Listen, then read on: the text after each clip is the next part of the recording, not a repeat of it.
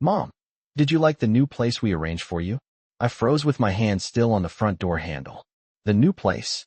I repeated slowly. My son didn't answer right away.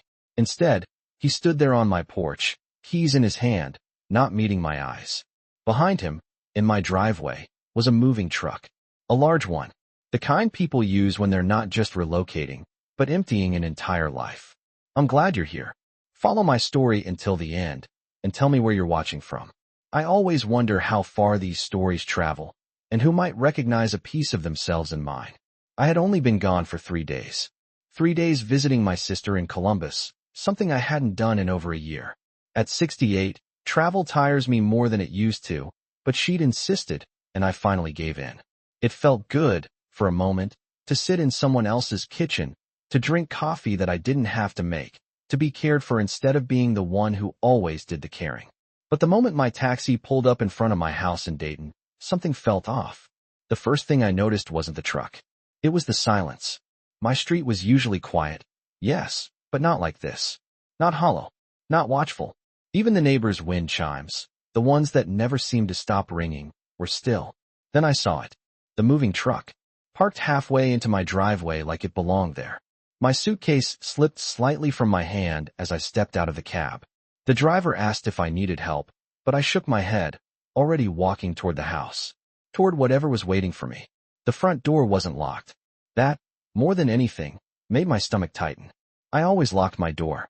Always. 35 years in that house, through raising my son, through my husband's illness, through long winters and quiet summers, and I had never once left that door unlocked. Not even by accident. I pushed it open slowly. Hello. I called. My voice echoed differently than it should have. Too open. Too empty. The smell hit me first. Not my house. Not the faint scent of lavender cleaner I used every Sunday morning, or the cinnamon candles I kept in the living room. This smelled like cardboard. Dust. Disruption. I stepped inside, and then I saw the boxes. Everywhere. Stacked along the walls. Lined across the hallway. Marked in thick black ink. Kitchen, bedroom, living room, my living room. My life. Packed. Labeled. Reduced to categories. Mom. I turned. My son, Daniel, stood near the staircase. He looked uncomfortable. Not guilty. Not angry. Just inconvenienced. Like this moment, this shock, this confusion, was something he had hoped to get through quickly. What is this? I asked. My voice didn't rise. It didn't break. It came out steady. Too steady. He ran a hand through his hair. We were going to call you. We. That word landed heavier than anything else. Call me about what? I asked. Before he could answer, she appeared. My daughter-in-law, Melissa. Always perfectly put together. Even now, in jeans and a soft cream sweater, her hair brushed neatly over her shoulders like she was expecting company. Or perhaps, like she was expecting to take over. You're back earlier than we thought, she said. Not a greeting. Not even a smile. Just an observation. I told you I'd be back today, I replied. She shrugged slightly, like that detail hadn't mattered. I set my suitcase down by the door.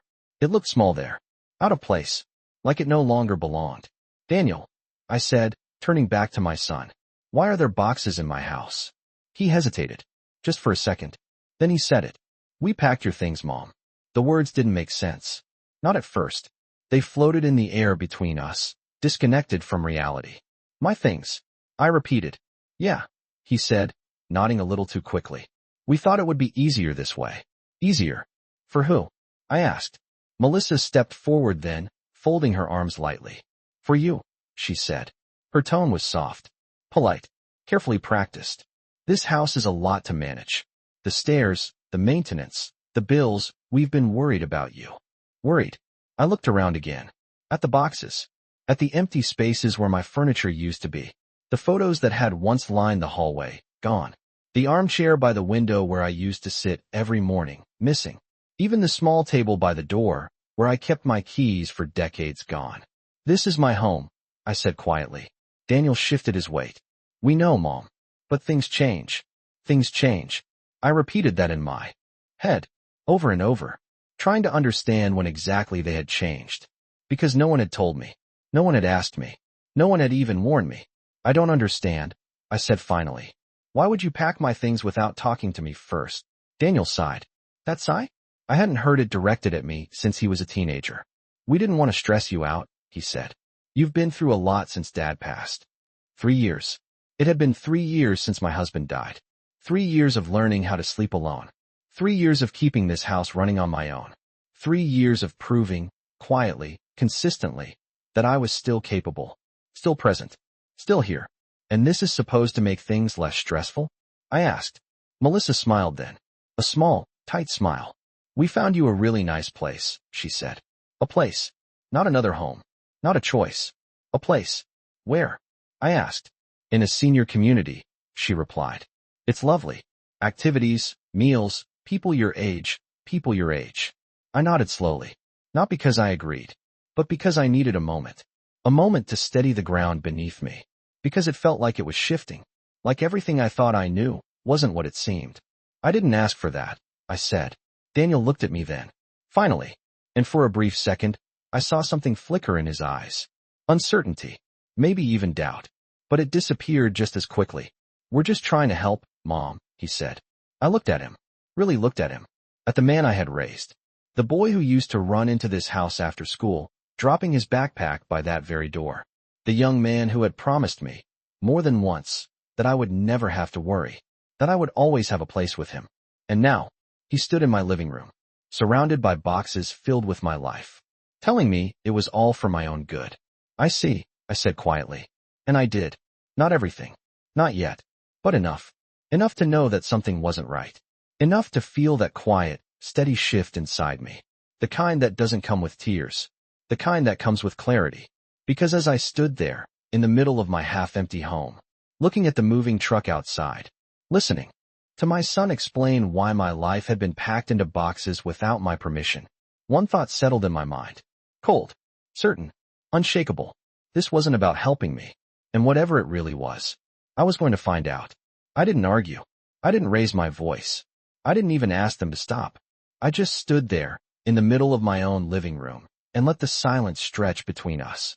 Because after everything they had just said, I realized something very simple. Nothing I said in that moment would matter. That night, I didn't sleep in my bedroom. Not because I couldn't, but because it no longer felt like mine. The bed had already been stripped. The sheets folded into one of those neatly labeled boxes. My husband's side, still untouched for 3 years, had been cleared without a word. I didn't ask who did it. I already knew. I sat in the kitchen instead, on the same wooden chair I had used for decades. The only thing they hadn't packed yet. Maybe they thought it wasn't worth taking. Or maybe they thought I wouldn't notice. The house sounded different at night. Every creak echoed louder. Every small noise carried further. Without the usual clutter, without the warmth of lived-in spaces, it felt hollow. Like the walls themselves were no longer holding memories. Just emptiness. I wrapped my hands around a cup of tea that had long gone cold. And for the first time since walking through that door, I let myself think. Not feel. Think. Because grief, I already knew how to handle. I had buried my husband of 40 years. I had stood in a quiet cemetery, watching them lower him into the ground, and I had walked away without collapsing. Not because it didn't hurt, but because life doesn't stop when your heart breaks. You just learn how to carry it. But this was something else. This wasn't loss. This was removal. Deliberate. Planned. Quietly executed while I was away, like I was an inconvenience that needed to be handled efficiently. I looked around the kitchen. At the cabinets I had painted myself 15 years ago. At the small crack in the tile near the sink, still there from the time Daniel dropped a pan as a teenager and tried to blame the dog. I almost smiled at that. Almost. Because the memories were still here, even if they were trying to erase them. The next morning, I woke up before sunrise. Out of habit. For years, I had started my mornings early. Coffee at 6 a.m., the news playing softly in the background, a quiet routine that made the house feel alive. I made coffee again that morning. Even though half the kitchen was already packed. Even though the mug I reached for wasn't mine. Mine was probably in one of those boxes. Labeled. Stacked. Waiting to be moved somewhere I hadn't agreed to go. Daniel came downstairs around 7:30. He looked surprised to see me awake. Like he had expected me to disappear overnight. Morning, he said. I nodded. Morning. He hesitated for a moment, then walked to the counter, glancing at the boxes as if seeing them for the first time. They'll be here around 10, he said. Who? I asked. The movers. To finish up, Finish up. I took a slow sip of my coffee. And where exactly are they finishing up to? I asked. He shifted uncomfortably. To your new place. I told you, Mom. It's already arranged. Arranged. Everything had been arranged. Except my consent. Daniel, I said, setting the cup down carefully. When were you planning to tell me? He frowned. We are telling you. No, I replied calmly. You're informing me. After the fact. He didn't like that. I could see it in the way his jaw tightened slightly. We didn't want to upset you, he repeated. There it was again. That same line. Like if he said it enough times, it would become true. I studied his face. The lines were deeper than I remembered. The confidence sharper. He looked successful. Like someone who was used to making decisions. Final ones. When did this start? I asked. He blinked. What do you mean? This plan, I said. When did you and Melissa decide that I couldn't live in my own home anymore? He hesitated. And in that hesitation, I found my answer. A few months ago, he admitted finally. A few months. I nodded slowly. A few months, I repeated. Months of conversations. Months of decisions. Months of planning my future. Without me. And during those months, I continued. You never thought to include me in that conversation? Melissa's voice came from the doorway. We didn't think you'd be open to it. Of course. They had already decided what I would think, what I would feel, what I would accept. I turned to look at her. She stood there, arms crossed lightly, watching me with that same composed expression. Always composed. Always in control. And this house? I asked. What happens to it? Another glance between them. Quick. Silent. But I caught it. Daniel cleared his throat. We've been thinking it might be better if we took over it. Took over. Not help manage. Not shared. Took over. For your sake, of course, Melissa added smoothly. It's too much responsibility for one person. I nodded again. Slowly. Carefully. Because every word they said, every look they exchanged, every small detail they thought I wouldn't notice, was beginning to form a picture. And I had spent my whole life learning how to read between the lines. I see, I said quietly. And this time, I meant it a little more. Because as I sat there, in a kitchen that no longer felt like mine, listening to my son explain why he had packed up my life, one question settled into my mind. Sharp. Unavoidable. If this was really about helping me, why did it feel so much like they were taking something? I didn't ask it out loud. Not yet. Because something told me. The truth wasn't in what they were saying. It was in what they weren't. And I was going to find it. The movers arrived at exactly 10:02 a.m. I remember the time because I was still sitting at the kitchen table, hands folded, watching the clock tick down as if it meant something. As if time could still be controlled. They didn't knock. They walked in like they had done this 100 times before. Efficient. Polite. Detached. Morning, ma'am, one of them said, giving me a quick nod before looking past me, toward the boxes. Not toward me. Never toward me. Daniel was already giving instructions. Everything labeled goes, he said. Kitchen, bedroom, living room, just load it all. Just load it all. Like it wasn't a lifetime. Like it wasn't the place where he took his first steps, where his father taught him how to ride a bike in the driveway, where we celebrated birthdays and quiet Sunday mornings. I stood up slowly. No one stopped me. No one asked where I was going. I walked into the living room. Or what used to be my living room. The walls looked larger now. Bare. Stripped of every frame, every photograph, every trace of warmth. Only faint rectangles remained where pictures had once hung. Ghosts of memories. One of the movers lifted a box labeled fragile. I recognized the handwriting. Melissa's. Neat. Careful. Controlled. I stepped closer. Be careful with that one, I said. He nodded politely. Of course. But he didn't ask what was inside. And I didn't tell him. Because it wasn't his job to understand. I moved toward the hallway. Each step slower than the last. Because I already knew what I would find.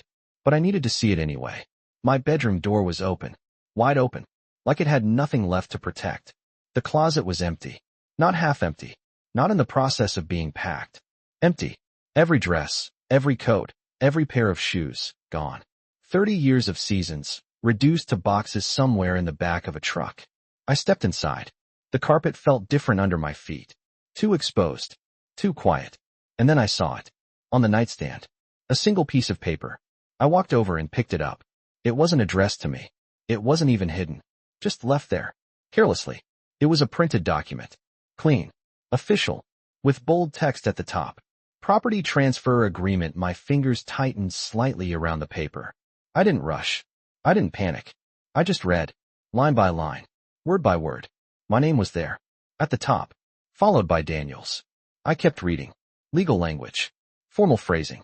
But the meaning was clear. Too clear. Ownership. Transfer. Authorization.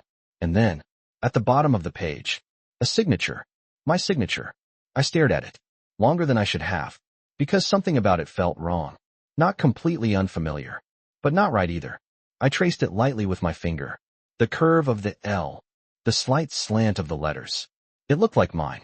But it didn't feel like mine. Behind me, I heard footsteps. Soft. Measured. You weren't supposed to see that yet. Melissa's voice. Calm. Even. I didn't turn around. See what? I asked quietly. She stepped closer. Close enough that I could feel her presence beside me. That's just paperwork, she said. Daniel was going to explain everything. Was going to. At some point. After everything had already been done. I folded the paper. Slowly. Carefully. Like it mattered. Like it deserved respect. Even if the way it was created didn't. When did I sign this? I asked. A pause. Just a second. But it was enough. You don't remember? She replied. I turned then. Finally. And looked at her. No, I said. My voice was calm. Too calm. I don't. She held my gaze. And for the first time since I walked back into this house, I saw something shift in her expression. Not fear. Not yet. But something close to calculation. It was a while ago, she said. After your husband passed. You were going through a lot. Daniel helped handle some of the paperwork for you. Helped. That word again. Always framed as kindness. Always hiding something underneath. I nodded slowly. As if I understood. As if I accepted it. But inside, something was beginning to settle into place. Because I remembered those days. After my husband died. The paperwork. The endless documents. The exhaustion. The way I signed things just to make the process move forward. Trusting. Always trusting. I looked back down at the paper in my hands. At the signature that looked like mine. But didn't feel like mine. And for the first time, a new thought entered my mind. Clear. Sharp. Unavoidable. What else had I signed, without knowing what it really was? I folded the document once more. Then placed it back on the nightstand. Exactly where I had found it. I see, I said quietly. Melissa watched me closely. Waiting. Maybe expecting anger. Shock. Tears. But I gave her none of that. Because the truth was, I wasn't confused anymore. Not really.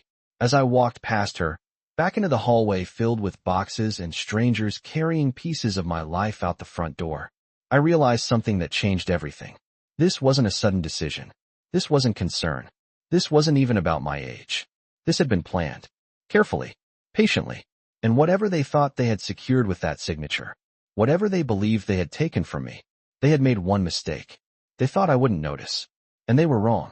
I didn't stop the movers. I didn't tell them to put anything back. I didn't even ask them to slow down. I let them take everything. Box by box. Memory by memory. Because at that point, I understood something they didn't. The house wasn't the only thing that mattered. The truth did. By noon, the living room was almost empty. The echo in the space had grown sharper, louder, like the house itself was reacting to being stripped down to nothing. Daniel was outside, talking to one of the movers, his voice low, businesslike. Melissa stood near the front door, checking something on her phone. Always calm. Always composed. I walked back into the kitchen. The one place that still felt slightly untouched. Though even there, half the cabinets were open. Half the shelves bare. Like someone had paused halfway through erasing a life. I reached for my purse. It was still hanging on the back of the chair. They hadn't packed it. Not yet. Inside, everything was where I left it. My wallet. My keys.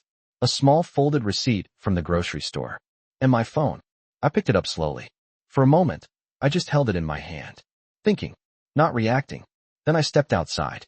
The sunlight felt different. Too bright for a day like this. Too normal. Daniel turned when he saw me. Mom, he said, walking over. We're almost done here. I'll drive you to the new place this afternoon. I nodded. Like I was listening. Like I agreed. That sounds fine, I said. He relaxed slightly. Just a little. And that told me everything I needed to know. He thought I had accepted it. He thought I was going along with the plan. Actually, I added calmly, I need to step out for a bit first. He frowned. Where? I looked at him. Not too long. Just enough. To take care of something, I said. He hesitated. I could see the question forming. The concern. But it wasn't concern for me. It was concern for the plan. Can it wait? He asked. We're on a schedule. A schedule? Of course. No, I said simply. It can't. For a second, he looked like he might push. Ask more questions. Maybe even insist. But Melissa stepped in. It's fine, she said lightly, walking over. Your mom probably just needs a little time. It's a big change. A big change. She said it like it was natural. Like it was something I had chosen. Daniel exhaled. All right, he said. But don't be too long, okay? I nodded again. Of course. Don't be too long. I picked up my purse. Walked past them. Didn't look back. Because if I did, I might have seen something I didn't want to see. Or worse, they might have seen something in me. And right now, they needed to believe I was still the same.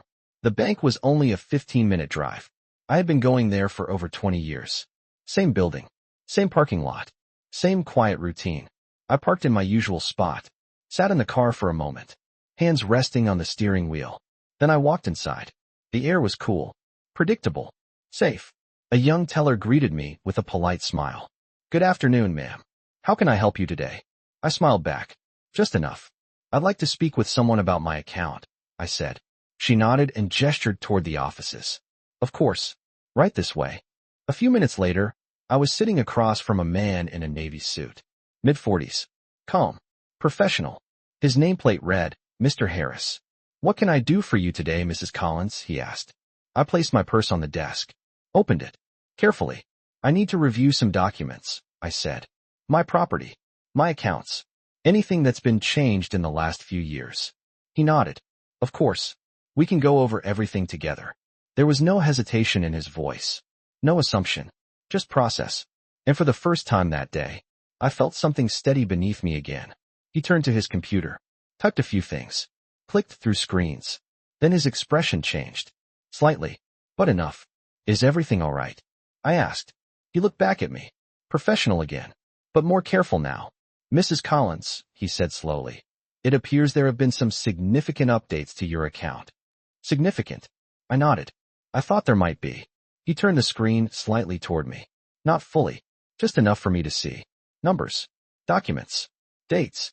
And then, names. Daniel's name. Attached to accounts that had only ever belonged to me.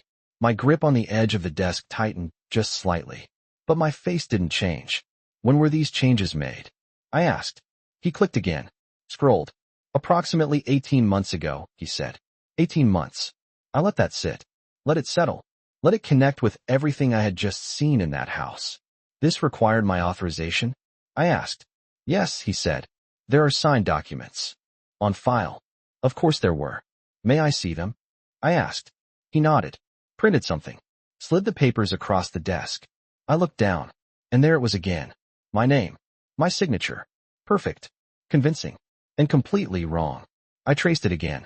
The same way I had in my bedroom. The same slight hesitation in the curve. The same feeling that it didn't belong to me. I looked up at him. I'd like copies of everything, I said. He nodded. Of course. No questions. No judgment. Just process. As he stood to gather the documents. I sat there quietly. Hands folded. Breathing steady. Because now, the picture was no longer forming. It was clear. This hadn't started weeks ago. Or even months ago. This had been happening for over a year. Slowly. Carefully. Piece by piece. And as I sat in that quiet office, holding papers that carried my name, but not my consent, one truth settled in deeper than anything else. They hadn't just packed my things. They had been taking my life. Long before I walked back through that door. And now that I knew, I wasn't going to ask them for answers. I was going to take them. Mr. Harris didn't rush me. He let the silence sit. Not uncomfortable, just present. The printer hummed quietly behind him. Page after page sliding out with soft mechanical precision. Each sheet carried my name. My signature. My life, reduced to ink. When he placed the stack of documents in front of me, he didn't say much. Take your time, he said. I nodded. And I did. I didn't flip through everything at once. I went page by page. Slowly. Carefully. Because this wasn't just paperwork. This was a timeline. The first document was dated 18 months ago. A joint account authorization. My name and Daniel's. I frowned slightly. I remembered something like that. Vaguely. A day at the bank. Daniel sitting beside me, telling me it would make things easier, in case anything ever happened. I had trusted him. Of course I had. He was my son. The next document. A transfer of funds. Not all at once. Small amounts. Spread over time. Quiet. Almost invisible if you weren't looking closely. I kept reading. Another document. 6 months later. A line of credit opened, using my home as collateral. That one. I didn't remember at all. My fingers paused on the paper, just for a second. Then I kept going. Each page told the same story. Not loud. Not reckless. Careful. Planned. They hadn't taken everything at once. They had taken it slowly. So slowly. I never felt the loss. Until now. Do you have any questions? Mr. Harris asked gently. I looked up at him. For a moment, I considered saying no. Walking out. Pretending this was all just confusion. But I wasn't confused anymore. Yes, I said. He waited. These signatures, I said, placing my hand lightly over the stack. Were they all done in person? He nodded. According to our records, yes. In this branch? Yes. I let that settle. Because if that was true, then I had been here, sitting somewhere in this building, signing documents I didn't fully understand. Or worse, documents that weren't what they claimed to be. Was anyone with me? I asked. He checked the screen again. Yes, he said. Your son was present for most of these. Of course he was. I gave a small nod, as if I expected nothing else. Do you keep copies of identification used during those appointments? I asked. He looked slightly surprised, but only slightly. Yes, we do. I'd like to see those as well. Another pause, then a nod. All right. He stood up again, left the room, and I sat there, alone, but not the same kind of alone as before. This wasn't the quiet, empty loneliness of my house. This was something else. This was focus, because now I wasn't just reacting. I was understanding. I leaned back slightly in the chair, closed my eyes for just a moment, and memories began to shift. Not disappear, not break. Shift. Moments I hadn't questioned before now felt different. The day Daniel insisted on coming with me to help with paperwork. The way he would gently guide the conversation. Answer questions before I could. Slide documents toward me with a reassuring smile. Just sign here, Mom. It's routine. Routine. I opened my eyes again. Slowly. Because nothing about this had been routine. When Mr. Harris returned, he placed a smaller set of documents in front of me. These are the ID verifications tied to those transactions, he said. I thanked him. Then I looked down. Driver's license copies. Signatures. Dates. Everything looked proper. Organized. Legitimate. But something still didn't sit right. I picked up one of the pages. Studied it more closely. And then I saw it. A date. Not the transaction date. The ID verification date. It didn't match. It was off by 2 days. I flipped to another. Same thing. A third. Again. My fingers tightened slightly around the paper. Mr. Harris, I said calmly. Why would these dates be different? He leaned forward. Looked. His brow furrowed. That's unusual, he admitted. Unusual. I nodded. Yes, it is. Because that meant something simple. These documents weren't all signed when they claimed to be. Some of them had been processed separately, handled, adjusted, without me fully present. I placed the papers back down. Neatly. Is there any way to see who processed these? I asked. He nodded slowly. Yes. That information should be in the system. Please, I said. He turned back to his computer, started typing again. And as he did, I sat there. Still. Because now, this wasn't just about Daniel. Or Melissa. This was bigger. More deliberate. More careful than I had first thought. And as the seconds passed, waiting for that next piece of information, one thing became absolutely clear. They hadn't just taken advantage of my trust. They had built something around it. Something structured. Something that looked clean. On the surface. But underneath. It wasn't right. And I was getting closer to proving it. Mr. Harris didn't say anything at first. He just kept looking at the screen. Scrolling. Clicking. Reading something carefully twice. I watched him. Not impatient. Not nervous. Just waiting. Because whatever he was seeing now, it mattered. Finally, he leaned back slightly in his chair. His expression had changed. Not dramatically, but enough. Mrs. Collins, he said slowly. These documents were processed under 2 different employee IDs. 2. I nodded once. Is that normal? He hesitated. It can happen, he said carefully. But usually within the same appointment, or under supervision? And this? I asked. He turned the screen slightly toward me again. More this time. Enough for me to see the entries clearly. Different dates. Different times. Different staff IDs. But the same result. Transfers approved. Accounts modified. Authority granted. All tied to your signature, he added. Of course. Always my signature. I looked at the screen for a few seconds longer. Then I leaned back. So, I said quietly, some of these were processed when I wasn't physically present. It wasn't a question. Mr. Harris didn't answer immediately. He chose his words carefully. It suggests that not all actions were completed during a single verified session, he said. That was enough. I nodded. Thank you. He watched me for a moment. Maybe expecting more questions. Maybe expecting a reaction. But I didn't give him one. Because inside, everything was already moving. Pieces were connecting. Faster now. Clearer. 18 months. Multiple transactions. Split processing. And always, Daniel there at the beginning. Setting it up. I'd like to request a full transaction history, I said. All accounts. All changes. As far back as you can go. He nodded. I can prepare that for you. And one more thing, I added. He paused. I don't want any further changes made to my accounts without my direct, in-person authorization. No exceptions. This time, he didn't hesitate. Understood. Put a note on everything, I said. And flag it. He gave a firm nod. I will. That mattered. Not just for now, but for what came next. Because I wasn't here just to understand what had happened. I was here to stop it. When I walked out of the bank, the air felt different.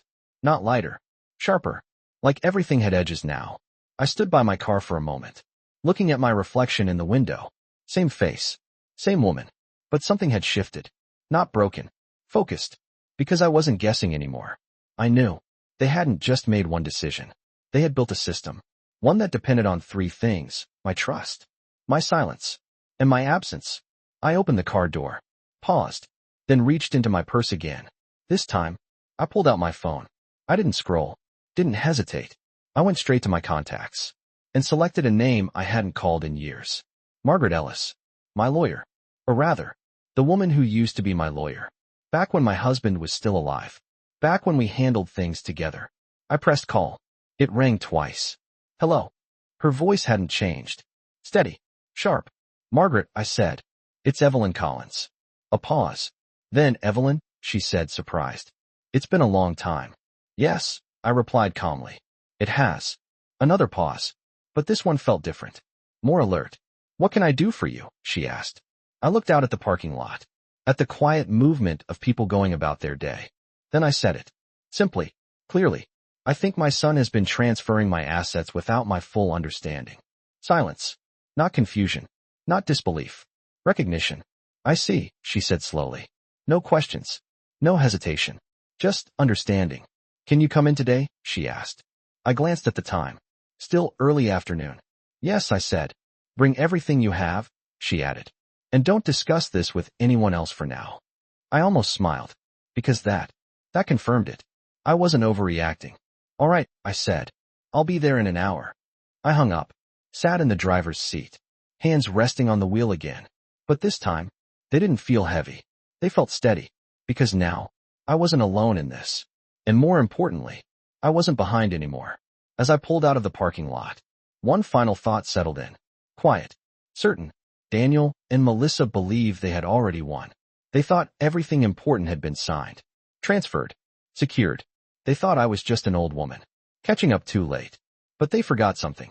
I had built my life from nothing, raised a son, managed a home, survived loss. And I had done all of it by paying attention, even when no one thought I was. And now I was paying very close attention.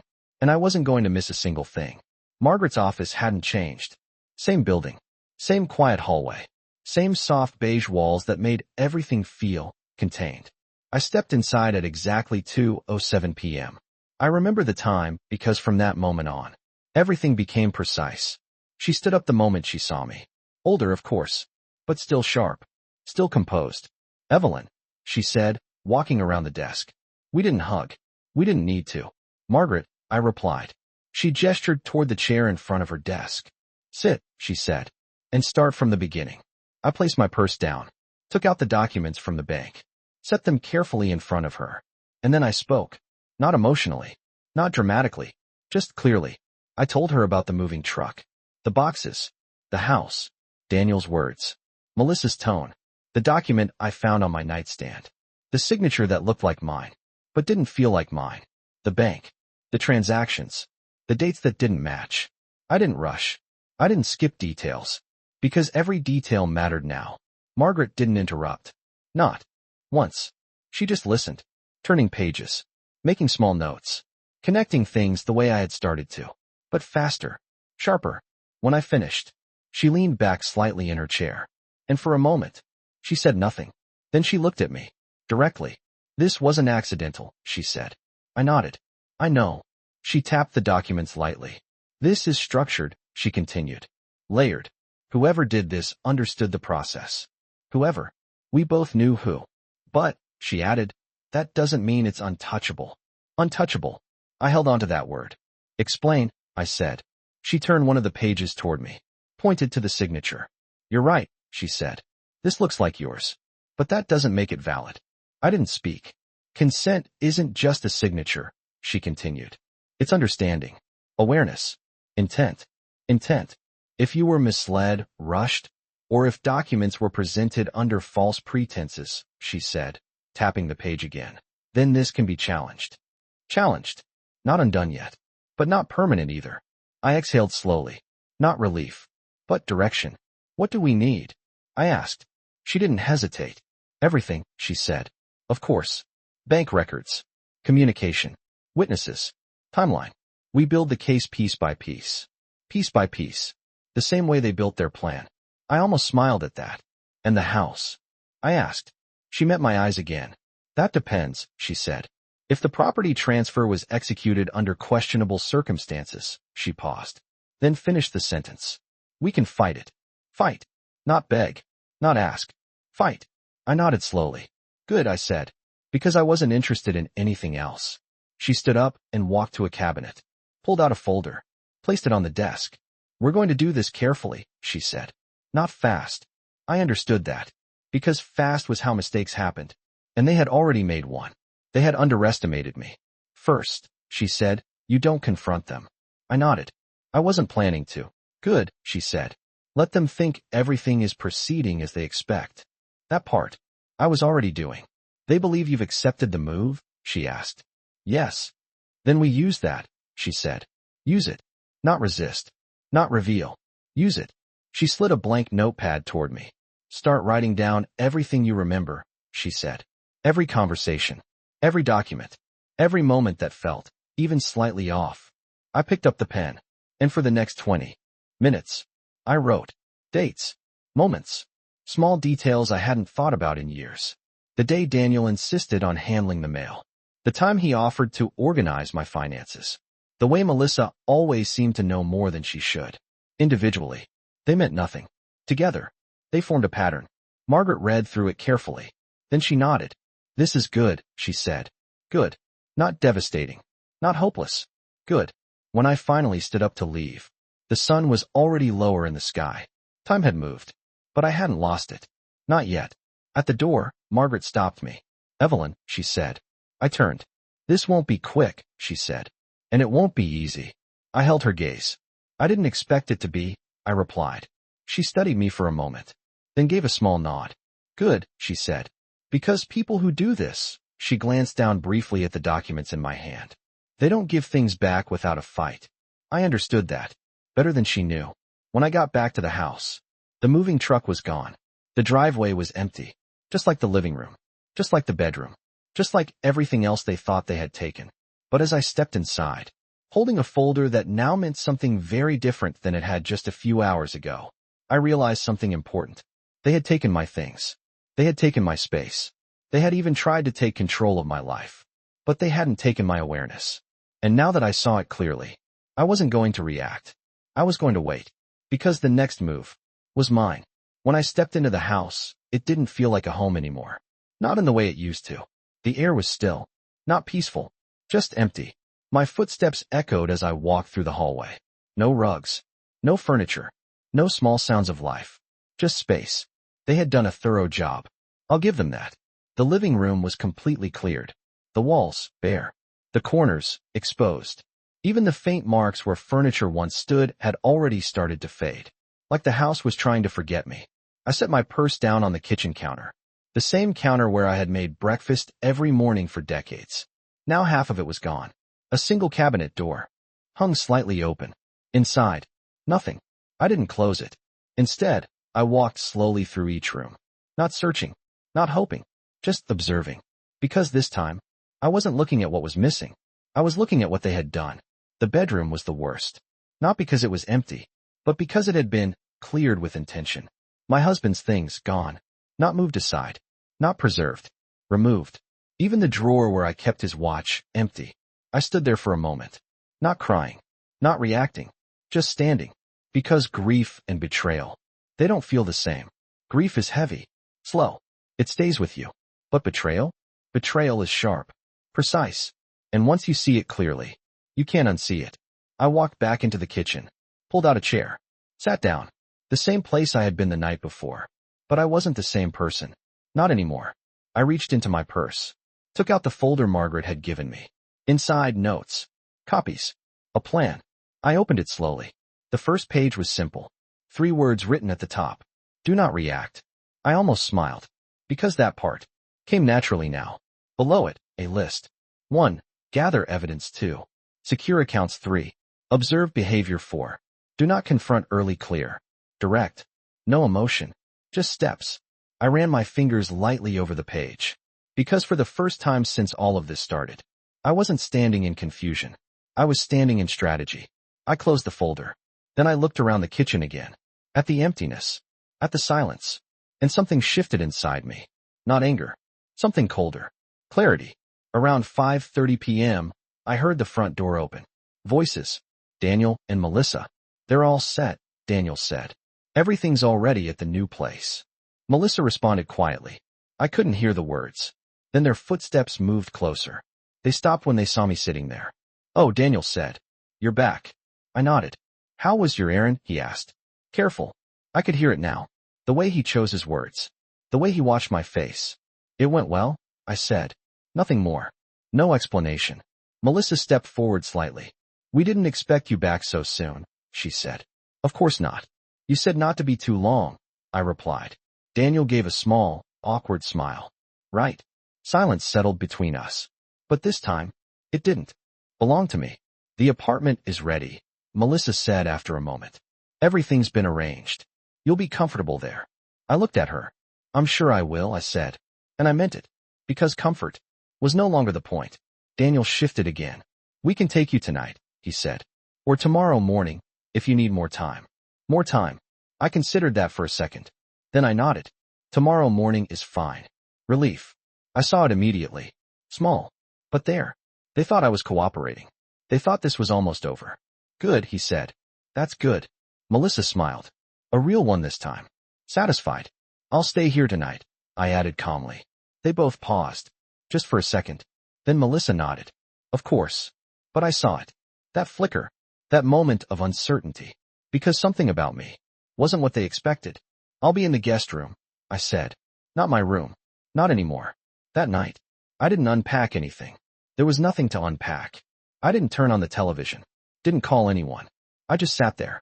In a quiet house that no longer belonged to me. Holding a plan they didn't know existed.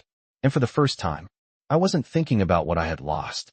I was thinking about what they hadn't secured. Because they had moved too quickly. They had assumed too much. And in doing that, they had left gaps. Small ones. Careless ones. But enough. Enough for someone like me. To step through. As I turned off the light and laid down in a room that felt temporary.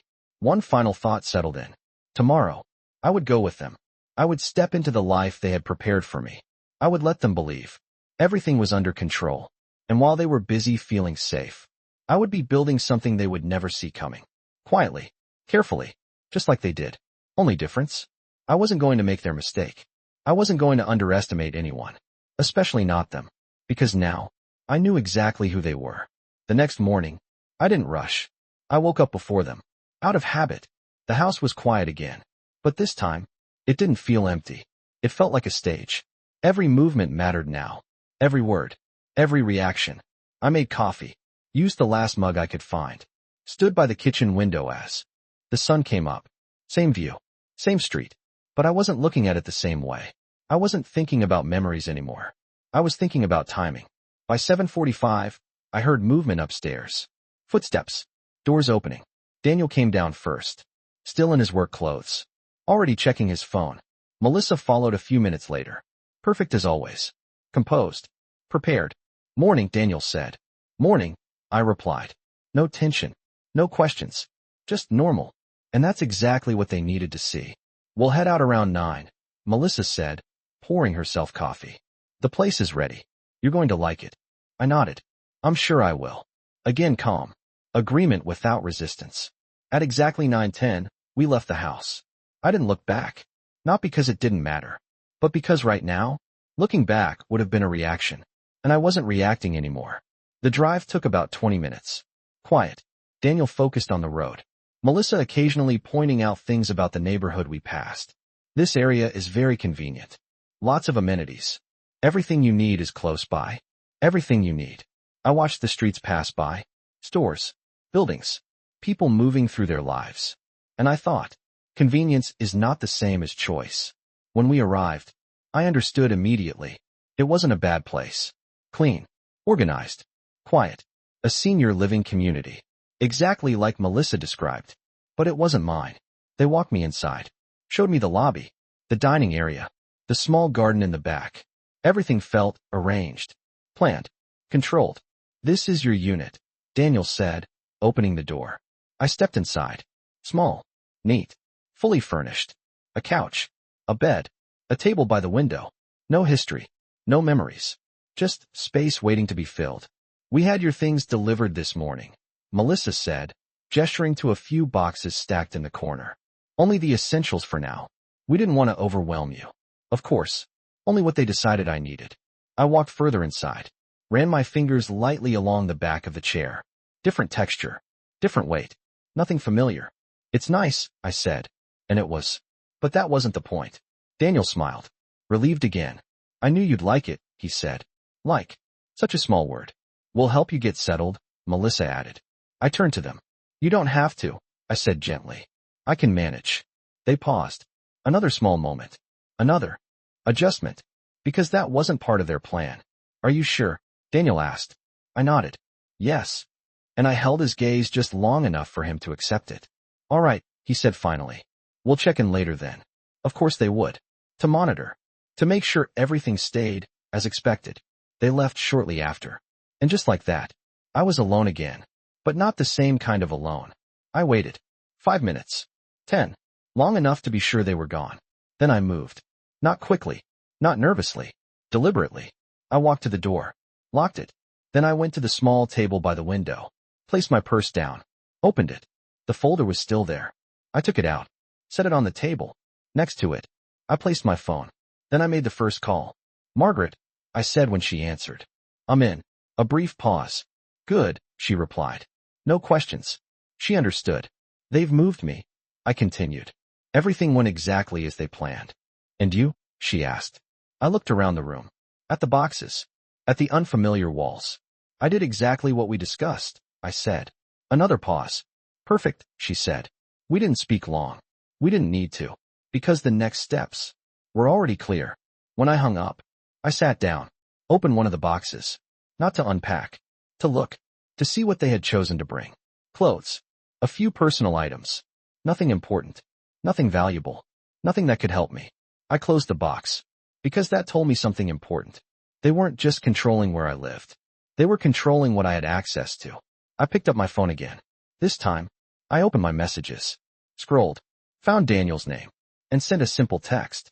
Everything looks good. Thank you for setting this up. I stared at the screen for a second. Then I put the phone down. Because that message wasn't for him. It was part of the plan. A few seconds later, my phone buzzed. Daniel replied. Of course, Mom. Just want what's best for you. I read it once. Then set the phone aside. Because now, I knew exactly where we stood. They believed I was settled. Compliant. Out of the way. And that belief, that was their biggest mistake. I leaned back in the chair. Closed my eyes for a moment. And let the quiet settle around me. Not empty. Strategic. Because while they were going back to their lives, thinking this chapter was finished. I was just getting started. And this time, I wasn't the one being moved. I was the one making the moves. The next 2 days, I did nothing. At least, that's what it looked like.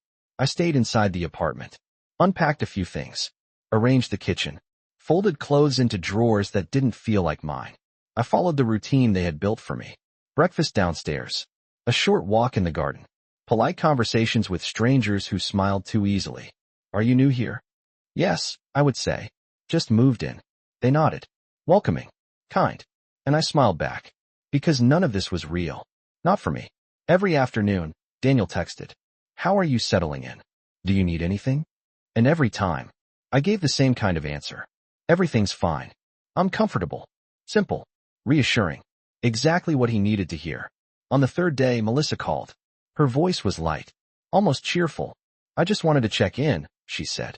Make sure everything is working out. It is, I replied. A pause. I'm glad, she said. We were a little worried at first.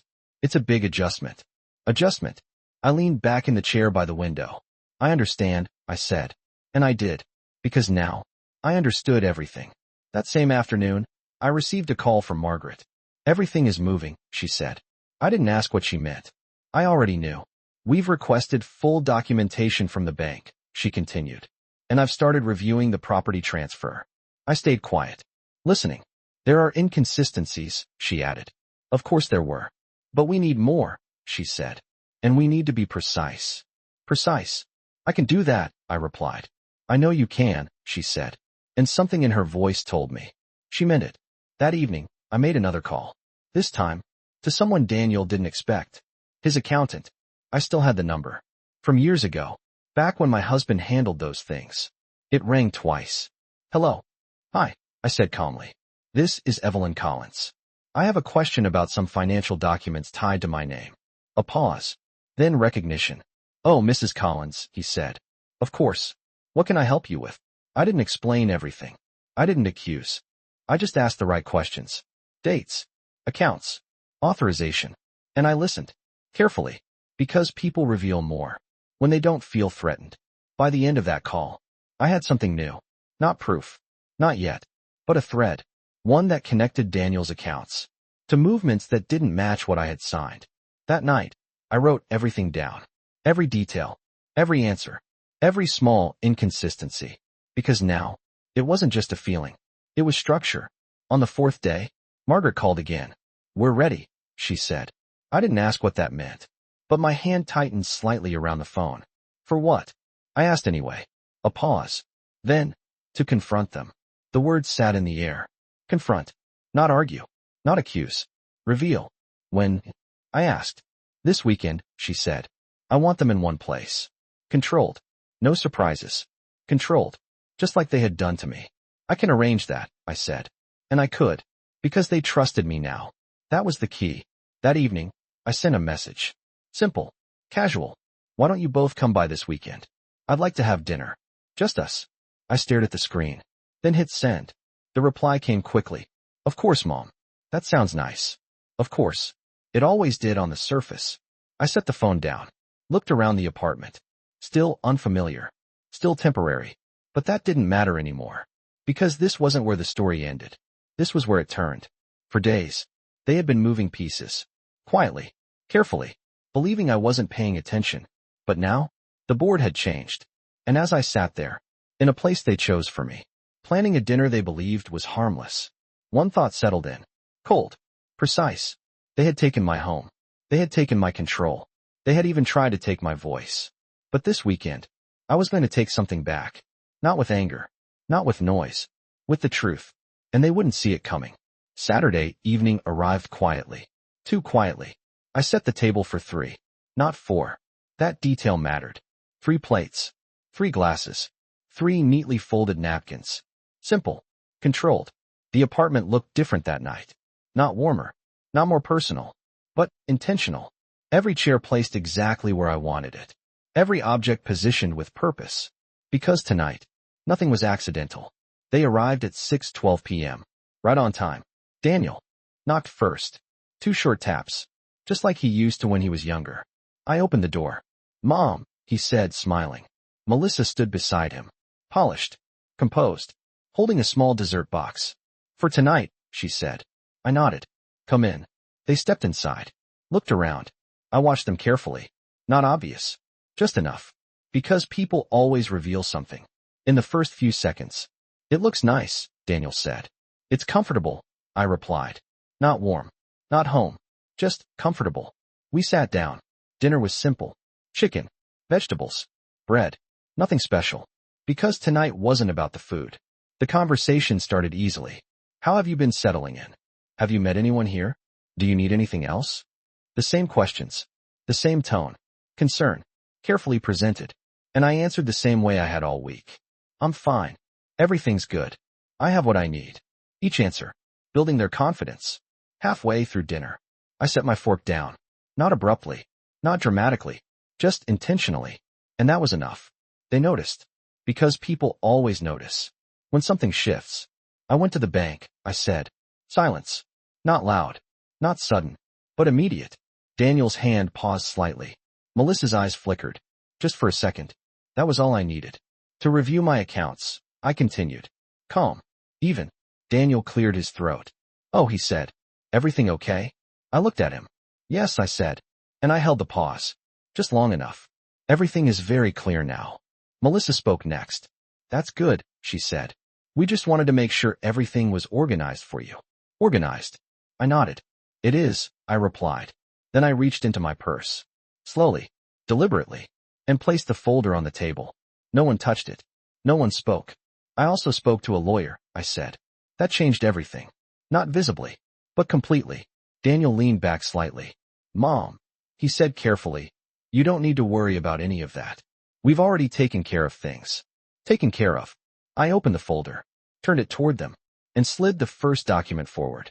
The problem, I said quietly, is that I didn't. Silence again. He looked down. At the paper. At the signature. That's your signature, he said. I nodded. It looks like it, I replied. Melissa leaned forward slightly. Evelyn, she said, her tone soft, controlled. This was all done with your consent. Daniel was just helping. You managed things after your loss. Helping. I looked at her. Directly. And for the first time, I didn't soften it. I know exactly what was done, I said. No raised voice. No emotion. Just truth. I turned another page. And I know when it was done. Another. And how. Daniel's jaw tightened. Mom, I think you're misunderstanding. I'm not, I said. Not louder. Just final. I let that settle. Because this moment wasn't about convincing them. It was about showing them. I already knew. I have bank records, I continued. Transaction timelines. Verification discrepancies. Each word. Measured. Placed exactly where it needed to be. And more importantly, I added, I have legal review. That was the shift. The real one. Because now, this wasn't just a conversation. It was a situation. Melissa sat back. Her posture changed. Less relaxed. More aware. Evelyn, she said carefully, there's no need to escalate this. We can talk about anything you're uncomfortable with. Uncomfortable. I almost smiled. Because that word didn't come close. This isn't about comfort, I said. And I meant it. This is about control. Silence. Real silence this time. I closed the folder. Placed my hands calmly on the table. And looked at both of them. Not as their mother. Not as someone they could guide. But as someone they had underestimated. You made decisions about my life, I said. You moved my home. You accessed my finances. I paused. Not for effect. For clarity. And you did it without my full understanding. Daniel exhaled sharply. That's not fair, he said. Fair. I nodded once. No, I said. It isn't. Another pause. Then, but fairness isn't the issue anymore. I stood up. Not abruptly. Just enough to change the position. Change the dynamic. Because now, I said calmly, I'm no longer trying to understand what you did. I looked at them both. Steady. Certain. I'm deciding what happens next. And for the first time that night, they had nothing to say. No one moved. Not immediately. The air in the room felt different. Heavier. Not with emotion. With realization. Daniel looked at me like he was trying to find something familiar. Something he could still control. Mom, he started. But this time, I didn't let him finish. You don't need to explain, I said calmly. Because explanations were no longer useful. I had already heard enough. Seen enough. And more importantly, Understood enough. Melissa was the first to adjust. She always was. If there's been a misunderstanding, she said carefully, we can correct it. Correct. Like it was a small mistake. A misplaced detail. I looked at her. There is something to correct, I said. And I meant it. I reached for the folder again. Opened it. But this time, I didn't show them more documents. I closed it. Because the evidence was no longer the point. I've already taken the next steps, I said. Daniel's expression changed. What steps? He asked. Calm, but not steady. I've frozen my accounts, I replied. Simple. No further transactions without my direct approval. Silence. I've also initiated a legal review of every document tied to my name over the past 2 years. Another pause. And the property transfer, I added, is being challenged. That was the moment. The exact moment. Everything shifted. Daniel leaned back. Like the chair suddenly felt different. Mom, that's not necessary, he said quickly. Necessary. I nodded slightly. It is, I said. Melissa didn't speak this time. But I could see it. The calculation. The adjustment. Because now, they weren't managing the situation anymore. They were reacting to it. You should have talked to us first, Daniel said. I almost smiled. You had months to talk to me, I replied. That landed. Not loudly, but completely. No one spoke after that. Not for a while. Finally, Melissa stood up. I think we should go, she said quietly. Daniel hesitated, then nodded. They didn't argue, didn't push, because something in the room had changed. And they felt it. I walked them to the door. Not out of habit, out of closure. Daniel paused before stepping out. Mom, he said again. This time, I let him speak. We were trying to help, he said. I looked at him, really looked, at the man I had raised. And for a moment, I saw it. Not the plan, not the control, but the choice. The moment where he decided not to ask me. I believe you, I said. And I did, in his own way. He probably thought he was. But that didn't change what he had done. Good night, Daniel, I said. And that was it. I closed the door. Gently. No force. No anger. Just final. The apartment was quiet again. But this time, it didn't feel like a place I had been sent to. It felt like a place I had stepped into. On my own terms. I walked back to the table. Sat down. The same chair. The same position. But everything was different. I reached for the folder one last time. Opened it. Not to check anything. Just to feel it. Solid. Certain. Mine. Because for the first time since I walked into that house and saw that moving truck, I wasn't reacting anymore. I wasn't catching up. I wasn't trying to understand what had already been done. I was ahead. The next few weeks weren't easy. There were calls, meetings, documents. Some conversations were uncomfortable. Some truths, even more so. But piece by piece, things began to shift. Accounts were reviewed. Transactions questioned. Authority pulled back. The house. That took longer. But the challenge stood strong.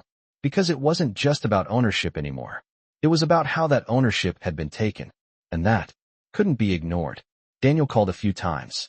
At first, to explain. Then, to ask. Eventually, just to talk. I answered. But differently. No longer as someone waiting to be guided. But as someone who had already found her footing again. Melissa didn't call. Not once. And that told me everything I needed to know. One afternoon, weeks later, I returned to the house. Not to move back in. Not yet. But to stand in it again. It was still there. The walls. The rooms. The space they had tried to empty. And as I walked through it, slowly, I didn't see what had been taken. I saw what remained.